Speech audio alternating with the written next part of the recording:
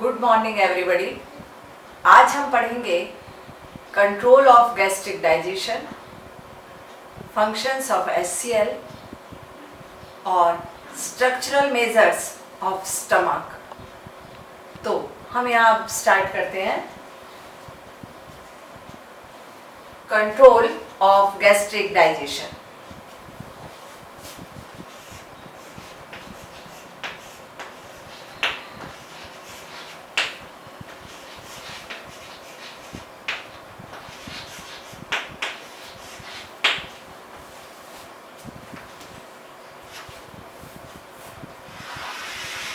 Gastric digestion के control में हमें यहाँ पर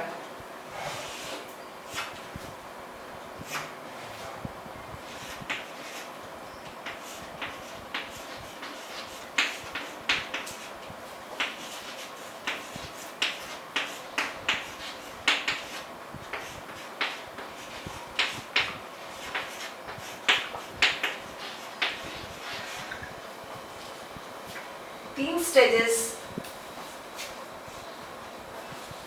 देखनी होती हैं।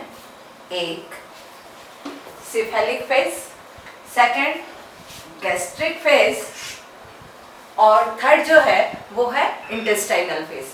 तो पहले हम देखते हैं सिफेलिक फेज।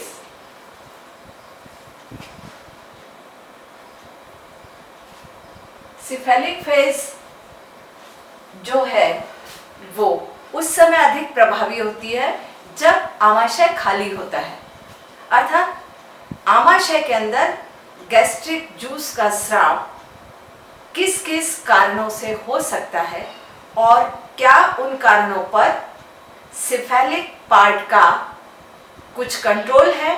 तो उससे संबंधित जो हम पढ़ते हैं बिंदु वो आते हैं सिफेलिक कंट्रोल में। जैसे आपको पता ही है, हाइपोथैलेमस में हंगर सेंटर होता है। तो हंगर मीन्स भूख। अब हाइपोथैलेमस मीन्स ब्रेन का पार्ट, दैट मीन सिफेलस।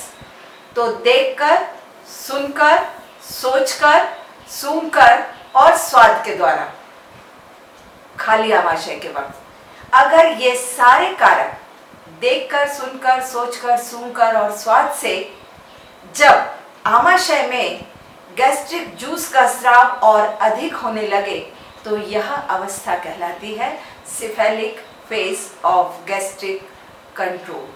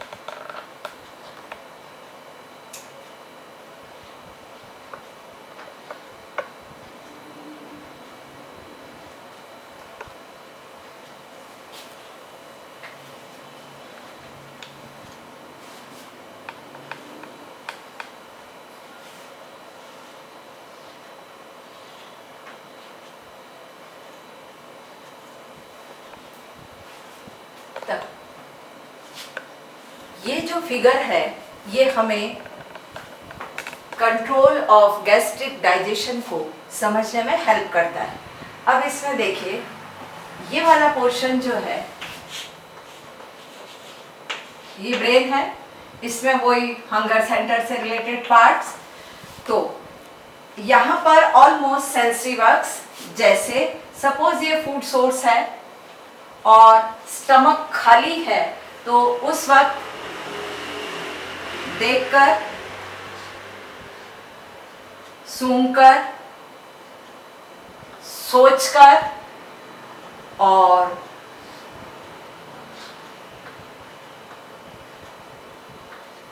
स्वाद के माध्यम से जो रिफ्लेक्सेस होते हैं, वो जो सूचनाएं हैं ब्रेन को जाती हैं, ब्रेन से हंगर सेंटर, और वहां से ये हमारे पास यहाँ हमें दिखाई देता है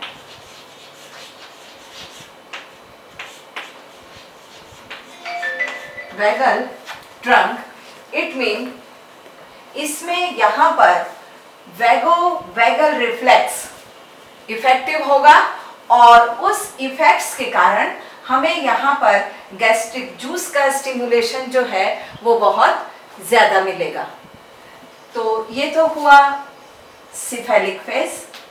इसके बाद सेकंड फेज जो आती है वो वाली है गैस्ट्रिक फेज। तो इसमें आप समझ रहे होंगे, ये वाला पोर्शन जो है ये हमें बता रहा है cephalic phase of gastric digestion control या cephalic phase of control of gastric digestion. यहाँ पे अब तो ये कब हुई, जब आमाशय खाली होता है। नेक्स्ट फेज जो है वो है गैस्ट्रिक फेज।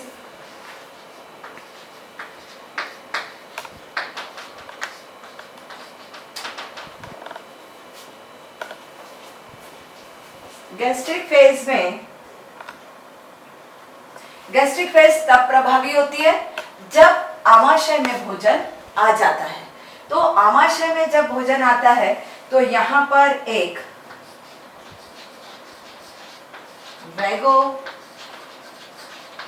वैगल रिफ्लेक्स और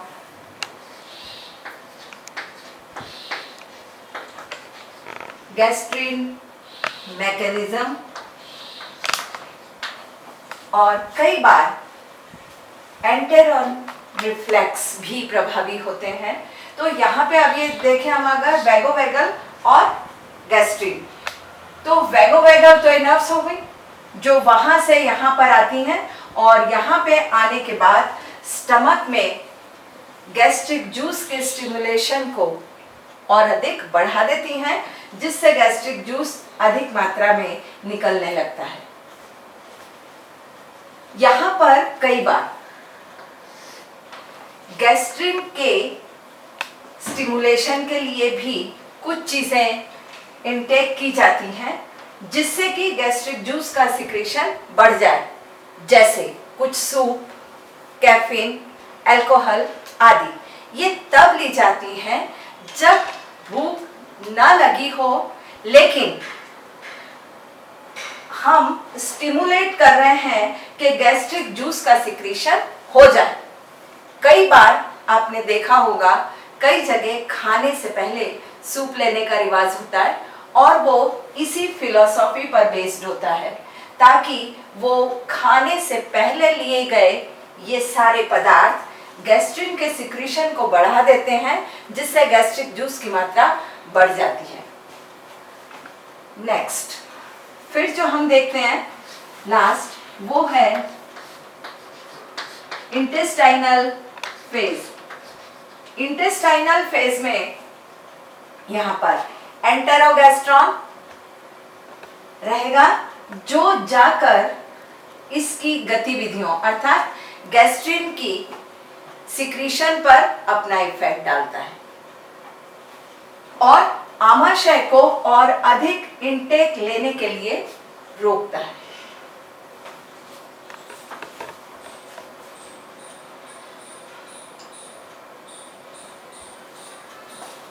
तो इसके माध्यम से आप देख रहे हैं कंट्रोल ऑफ गैस्ट्रिक डाइजेशन। तो गैस्ट्रिक डाइजेशन पर 3, सिफेलिक, फिर गैस्ट्रिक और फिर इंटेस्टाइनल कंट्रोल। तो इसमें आपको ये चीजें क्लियर हो गई होंगी। सिफेलिक ये इसलिए कई बार जब आमाशय खाली होता है और इन इफेक्ट्स के कारण, पर्टिकुलर वैगोवेगल रिफ्लेक्सेस के कारण जब गैस्ट्रिक जूस का सिक्रीशन होता है तो उस समय इस गैस्ट्रिक जूस को साइकिस जूस भी कहते हैं। ठीक है वो गैस्ट्रिक जूस ही, लेकिन उस वक्त आया है, इस इफेक्ट्स के कारण आया है, इसलिए हम उसे कहते हैं साइकिस जूस। और उस जूस के कारण हमें भूख का एहसास होगा, इसलिए उस समय स्टमक में पाए जाने वाले जूस को हम एपेटाइट जूस भी कहते हैं। कई बार जब भूख का वक्त नहीं होता और उसके अतिरिक्त भी आमाशय में हमेशा गैस्ट्रिक जूस की थोड़ी मात्रा उपलब्ध ही रहती है, उसको हम कहते हैं रेसिडियम। तो यहाँ आप देखिए आपको मिल रहा है रेसिडियम क्या है। नेक्स्ट ये भी गैस्ट्रिक जूस है। फिर हमें यहाँ पे मिलता है साइकिक जूस, क्या है यह भी। साइकिस जूस क्या है, ये भी गैस्ट्रिक जूस है। तीसरा हमें यहाँ पर मिलता है, इस जूस के कारण हमें भूख लगती है तो हम उसे कहते हैं एपेटाइट जूस। है तीनों ही गैस्ट्रिक जूस, लेकिन भूख के वक्त नहीं है और उसकी कुछ मात्रा यहाँ पर मिलती ही है, उसको हम कहेंगे रेसिडियम। दूसरे वाले को हम कहेंगे साइकिस जूस और तीसरे को हम कहेंगे एपेटाइट जूस। तो यहाँ पे आप ध्यान दीजिए, साइकिस और एपेटाइट जूस एक ही चीज है। गैस्ट्रिक जूस की वो मात्रा जो भूख के समय आमाशय में उपलब्ध होती है। इस प्रकार ये कंट्रोल हुआ सिफेलिक। फिर जब भोजन यहाँ आ गया उस समय आमाशय में वैगोवैगल और गैस्ट्रिन मैकेनिज्म से जो कंट्रोल होता है वो गैस्ट्रिक फेज कहलाता है। कई बार भूख बढ़ाने के लिए या गैस्ट्रिक जूस की मात्रा को बढ़ाने के लिए कुछ पदार्थ खाने से पहले काम में लिए जाते हैं, उन्हें स्राववर्धी पदार्थ कहा जाता है और वे हैं कुछ सूप, कैफीन आदि। इसके बाद जब भोजन यहाँ होता है तो इंटेस्टाइन, अब इस फिगर में ये वाला पार्ट स्टमक का है, ये वाला पार्ट जो है ये इंटेस्टाइन का है, ये जो बीच का पोर्शन दिखाई दे रहा है आपको ये सर्कुलेटरी वेसल्स हैं। तो यहां से किस तरह से स्टमक पे कंट्रोल होगा, ये बात तो हुई कंट्रोल ऑफ गैस्ट्रिक डाइजेशन। मैंने आपसे कहा था हम इसमें यह भी देखेंगे कि HCl के क्या कार्य होते हैं। HCl के जो मेन फंक्शंस हैं वो सबसे पहले है कि जैसे ही बॉलस अर्थात निवाला आमाशय में आता है तो वो उस बॉलस को एक एसिडिक मीडियम प्रोवाइड कराता है, नंबर 1। नेक्स्ट, उस बॉलस में आए हुए बैक्टीरिया को HCl की एक्टिविटी खत्म कर देती है, जिस कारण गैस्ट्रिक इन्फेक्शन नहीं हो पाते हैं। फर्दर नेक्स्ट, ये जो HCl मीडियम है ये कई इनर्ट एंजाइम्स को एक्टिव फॉर्म में कन्वर्ट कर देता है, जैसे पेप्सिनोजिन को पेप्सिन, प्रोरेनिन को रेनिन। और देखें तो पाइलोरिक भाग में, पाइलोरिक पार्ट में हमें पता है यहाँ एक स्फिंक्टर होता है जो इस काइन को यहाँ से आगे जाने के लिए अनुमति देता है। तो उस पाइलोरिक एपर्चर को खोलने और बंद करने के लिए भी HCl अप्रत्यक्ष रूप से कार्य करता है। इस प्रकार HCl के कार्य हो गए, आमाशय का ये वाला कंट्रोल हो गया जिसमें ये सब होते हैं, और अंतिम इसका बिंदु है कि गैस्ट्रिक मेजर, आमाशय अपने आप को बचाता है म्यूकस के द्वारा। म्यूकस की मोटी लेयरिंग होती है जिससे एसिडिटी का उस पर प्रतिकूल प्रभाव नहीं पड़ता। एसिडिटी आवश्यक मात्रा में बहुत जरूरी है, कम अगर हो जाए तो हाइपो एसिडिटी के केसेस होते हैं जिससे कॉन्स्टिपेशन हो सकता है, अगर ज्यादा हो जाए तो हाइपर एसिडिटी के केसेस होते हैं जिससे गैस्ट्रिक अल्सर भी हो सकता है। नेक्स्ट, और दूसरा, आमाशय की जो वॉल है यहाँ पर टाइट जंक्शंस होते हैं जिसके कारण एसिडिटी इन पर, इसकी वॉल पर उतना इफेक्ट नहीं डाल पाती। यहाँ इफेक्ट से आशा है प्रतिकूल प्रभाव नहीं डाल पाती। और इन सब के अतिरिक्त मान लीजिए 2 से बच भी जाए तो अंतिम बिंदु उसका होता है कि यहाँ की जो सेल्स हैं उनका रिप्लेसमेंट बहुत जल्दी होता है। इसके अतिरिक्त कुछ हार्मोन्स हैं, जैसे हमने देखा सिक्रीटिन, एंटेरोगैस्ट्रिन, गैस्ट्रिन आदि, वो भी यहाँ पर गैस्ट्रिक डाइजेशन के ऊपर इफेक्ट डालते हैं। पाइलोरिक रीजन में कुछ सेल्स हैं जो गैस्ट्रिन का स्राव करती हैं, इसलिए उन सेल को जी सेल्स भी कहा जाता है। इसके बाद का हम देखेंगे नेक्स्ट क्लास में। धन्यवाद।